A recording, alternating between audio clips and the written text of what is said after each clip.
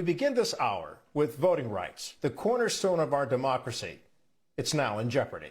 5 times House Democrats have passed voting rights bills, and that legislation is on the verge of failing in the Senate for a 5th time, with 2 Senate Democrat holdouts to removing the 60-member filibuster threshold. It won't even pass along party lines. But that doesn't exempt Republicans from blame for stonewalling this legislation. President Biden said 16 sitting senators who are stonewalling the legislation voted in favor of it under the Bush administration in 2006, and here they are. A number of them are up for re-election this year. Alaska Senator Lisa Murkowski was the only Republican who voted with Democrats on the 4th try. Vice President Kamala Harris says the fight to pass a voting rights bill is still on. We are committed to seeing this through, however long it takes and whatever it takes. And so today, for example, I will be continuing with extensive meetings and discussions about how we can see this through. And it would appear that President Biden is in between a rock and a hard place right now, since the promulgation of the big lie that election 2020 was stolen. 19 states have passed more than 30 laws that shrink access to the ballot for people of color and voters with disabilities. They include banning overnight voting and drive-through voting, limits to voting by mail, as well as making it illegal to pass out food and water at precincts.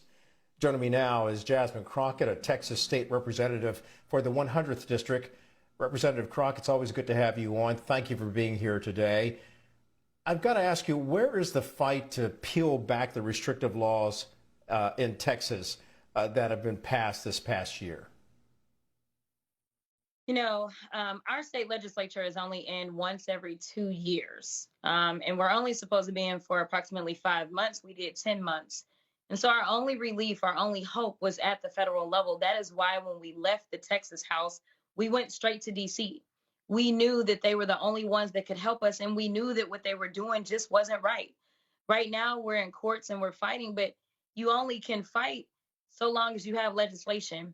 We know that so many portions of the Voting Rights Act were really gutted. In fact, the majority of the Voting Rights Act was gutted in the 2003 opinion that came, or I'm sorry, 2013 opinion that came out. And so because of that opinion from the Supreme Court, this very partisan Supreme Court that I think many of us have lost faith in, we don't have the protections that we need under the Voting Rights Act. So therefore, we needed to reauthorize a new Voting Rights Act. We are trying to do that. And as was pointed out previously, these same senators are still sitting there. And somehow, all of a sudden, they don't believe in democracy. And I think that they have lost faith in democracy now that, well, our state as well as this country is becoming more colorful. So I think this is more so about who is going to vote than it is about the fact that we just need everyone to have the ability to vote. I've got to ask you, is there a grassroots effort to get out the vote, despite the problems that seem to be continue, that the Democrats and some Republicans are continuing to put out there? Absolutely. You know, Black Voters Matter, they are working, I feel like, day in and day out, especially in crazy states like Texas. You know, it's nothing for Cliff or Latasha to call us and say, where do we need to be? We are coming and we are going to get out and we are going to work. So they've worked to make sure that we can increase voter registration, as well as many of our local parties are trying to do just that. But I'm going to be honest with you, you know, what's going on in D.C. is going to affect the midterms. And there are a lot of people that really don't feel like there's a point in voting for Democrats when even when we have the majority, we can't get anything done. And so I think that that's really going to hurt us even more. So I think that we're being dealt kind of a double whammy right now, where people are not going to show up because they say when we do show up, it doesn't get us anywhere anyway.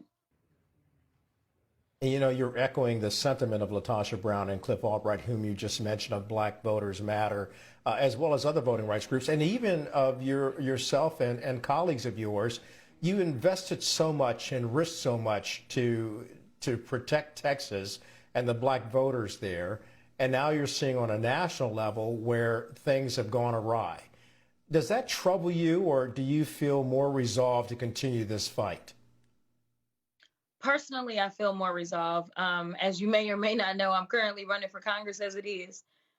We definitely need somebody who is permanently stationed in DC to make sure that we are waging these fights, because we can't get the relief that we need in states like Texas and Georgia and Florida. Those fights are going to have to be fought on the national level. It's just sad that we can't get the Voting Rights Act passed because we know that pre-clearance is probably the biggest issue right now as we're going through redistricting.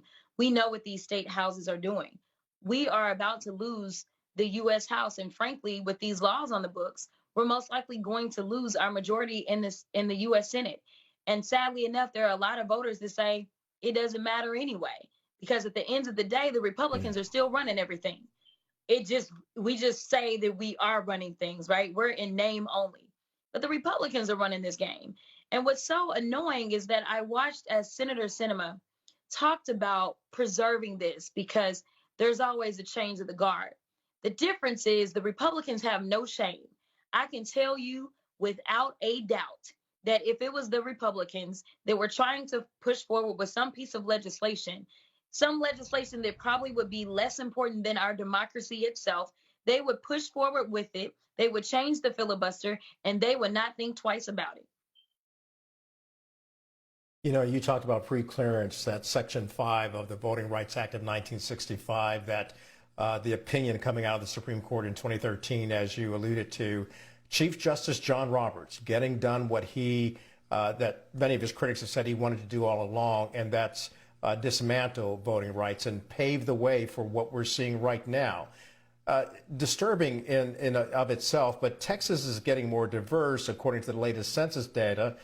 Will that help Texas turn blue by 2024, or the gerrymandering that's gone on now to actually redistrict places that had a Democrat stronghold or black voters, moving them out of the way for redistricting purposes so that Republicans can have control and power over those areas as well? What are you concerned about that? Absolutely. We actually just have been allowed to enter into the litigation on redistricting, myself, along with Congresswoman Sheila Jackson Lee, Eddie Bernice Johnson, and Al Green. And you're right. All they did was split up the minorities. In fact, they used Congressional District 30, and they basically used it to throw some minorities into it. And then they kept some of the minorities within the district they were located in, which is District 6. And then they took another group of minorities and threw them into District 25. And so they're splitting these communities.